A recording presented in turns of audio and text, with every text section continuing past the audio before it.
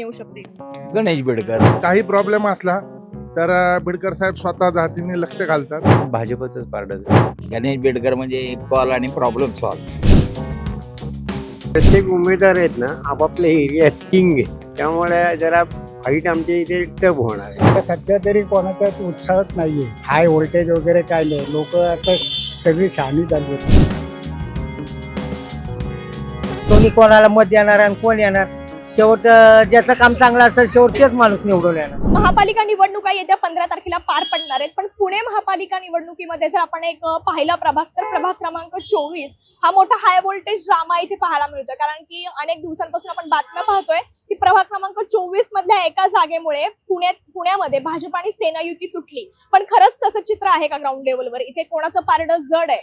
तसंच लोकांचा कौल कोणाला आहे, मतदारांचा कौल कोणाला आहे, त्यांची विकास कामं झालेली आहेत का, त्यांच्या समस्या सुटलेल्या आहेत का, पुढचा नगरसेवक कसा असावा याबद्दल लोकांना काय वाटतं, या सगळ्याबद्दल आपण जनतेकडूनच जाणून घेणार आहोत. कौल काय आहे त्यांचा या भागामध्ये?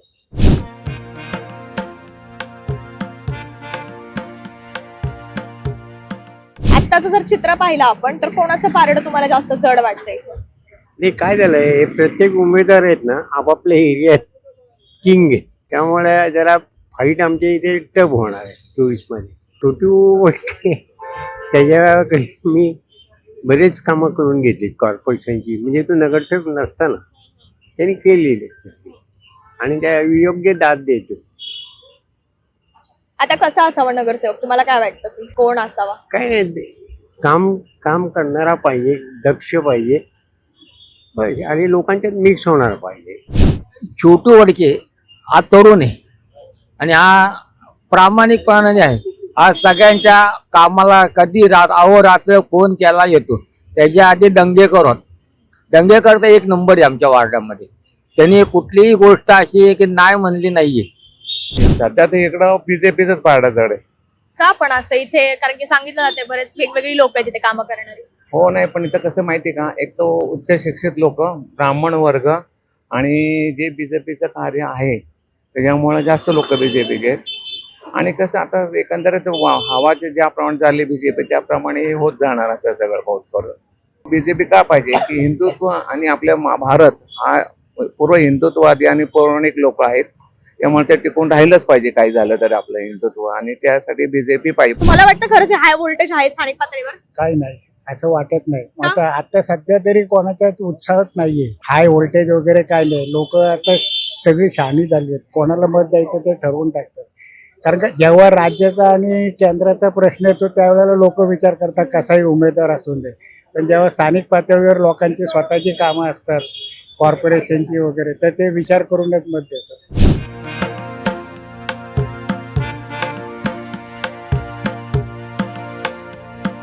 खूप हाय व्होल्टेज खरं तर लढत आहे असं म्हटलं जाते पुण्यातली ही. तुम्हाला काय वाटतं की कोणाचं पारडं जड आहे इथे? भाजपचंच पारडं जड आहे. या प्रभागात जी काही कामं असतील त्याबद्दल तुमचं काय मत आहे? झालेली आहेत कामं बऱ्यापैकी, म्हणजे चांगल्या पद्धतीनं? बऱ्यापैकी व्यवस्थित. तुम्ही मतदान करता? हो. तुम्हाला इथल्या सध्याचे कोण उमेदवार आहेत वगैरे हे सगळं माहितीये का? गणेश बिडकर. कामं केलेली आहेत, कामाच्या मेरिटवर जर पाहिलं तर कोण येऊ शकतं? आता कामं त्यांनी केलेली आहेत, पण आता शेवटी प्रजा कशी आहे?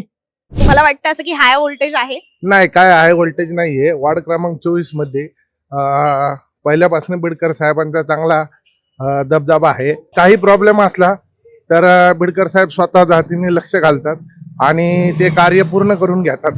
आणि आमचं हे जे मंदिर आहे नागेश्वर जे मंदिर आहे ते फार प्राचीन आहे. त्याचं पूर्ण नवीन करण्याचं काम बिडकर साहेबांनी केलेलं आहे.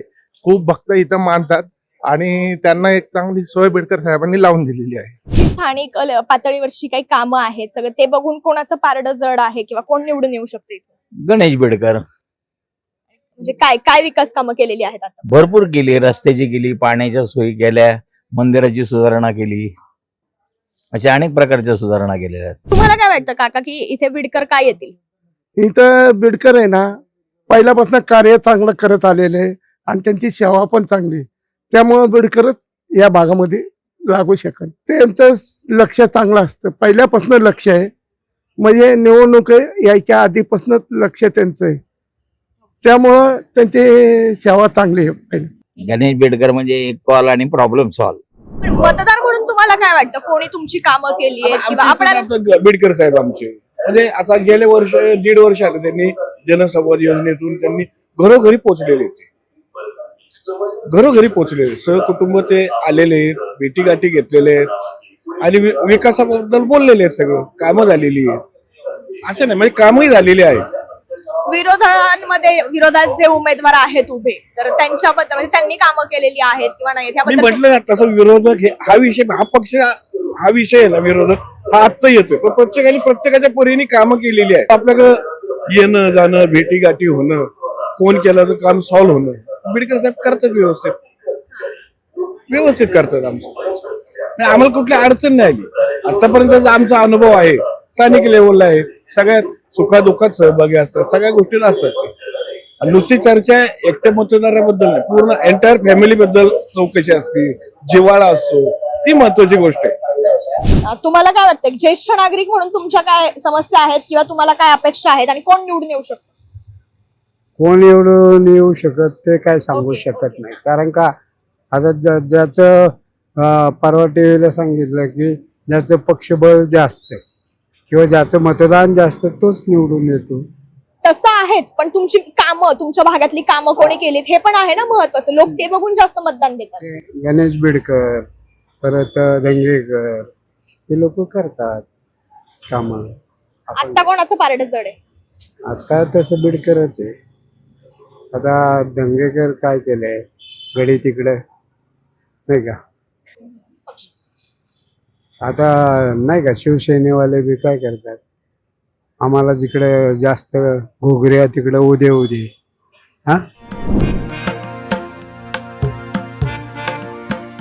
काकू तुमचं मतदान आहे का? तुमच्या प्रभागात कोण कोण आहे निवडणुकीसाठी उभं, माहिती उमेदवार कोण कोण आहेत, कोणत्या पक्षाचे? गणेश बेडकर आहे, सदानंद शेट्टी आहे, असेच बरंच ताई. पण या सगळ्यामध्ये कोण निवडून येईल किंवा कोणाचं पारड जड आहे तुम्हाला काय वाटतं? आम्हाला एवढं काही माहिती नाही बाई. तर आम्ही जरी कोणाला जरी मत द्यायचं म्हणलं तर शेवट कोण येणार ते सगळ्या नागरिकांवरती डिपेंड आहे ना. कोणी कोणाला मत देणार आणि कोण येणार, शेवट ज्याचं काम चांगलं असेल शेवट तेच माणूस निवडून येणार. पालिकेची मुदत संपली पण त्याआधी जेव्हा नगरसेवक होते त्यावेळेस कोणी कामं केलीत असं वाटतं किंवा झालेली आहेत कामं जी तुम्हाला पाहिजे होती अपेक्षेप्रमाणे? आता आम्हाला पाहिजेप्रमाणे झालं तर तसं बघायला गेलं तर कल्पना भैरट यांनी आमच्या भाजी मंडईमध्ये जे नळाचं काम होतं त्या कल्पना भैरट यांनी आहे का नळाचं काम आम्हाला करून दिलं. भाजी मंडईला पाणी नव्हतं तर त्यांनी पाण्याचं काम आम्हाला करून दिलं. त्यानंतर गणेश बिडकर यांनी ड्रेनेज लाईनचं जे काम होतं ते पाणी भरपूर वाहत होतं त्या टायमाला त्यांनी आम्हाला ते पाणी व्हायचं त्यांनीच बंद केलेलं आहे.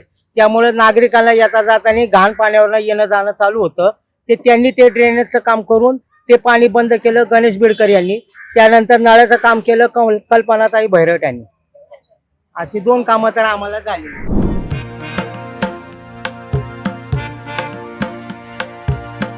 तुम्हाला काय वाटतं आता कुठली कुठली कामं व्हायला पाहिजेत आणि कोण निवडून आलं पाहिजे, कोणाला द्यायला निवडून तर आम्ही बेडकरांनाच देऊ कारण त्यांच्या काम प्रशासक काळात नगरसेवक काळात कामं होतात त्यांच्याकडनं. मध्ये कामं आता इलेक्शन नव्हती मध्ये नगरसेवक इलेक्शन थोडी उशिरा झाली मग कामं त्यांच्याकडनं होतात कायम. म्हणजे पाण्याचं आमच्या वार्डात पाण्याचा प्रॉब्लेम होता तो सॉल्व्ह झालाय. रस्त्याचा प्रॉब्लेम झालाय रस्ते चांगले झाले. बीजेपीची सत्ता आली आहे महाराष्ट्रामध्ये बीजेपीची सत्ता आहे तर आता विकास कामं भरपूर झालेले आहेत आणि विकास कामं खूप फास्ट होत आहे. म्हणजे रस्त्याची कामं म्हणा किंवा मग मेट्रो PMT वगैरे हे विकास खूप फास्ट होते त्या हिशोबाने. खरं तर सगळ्या लोकांच्या प्रतिक्रिया ह्या वेगवेगळ्या होत्या. काही लोकांचं म्हणणं होतं भाजप येईल, काही लोकांचं म्हणणं होतं इथे राष्ट्रवादी येईल, शिंदे सेनेचा उमेदवार येईल. पण खरं चित्र काय किंवा कोणाचं पारडं जड राहणार, विकास कामांच्या मुद्द्यावर लोक कोणाला जास्त मतदान करणार, हे सगळं चित्र आपल्याला 16 जानेवारीला स्पष्ट होणार आहे आणि ते पाहणंही तितकंच महत्वाचं राहणार आहे.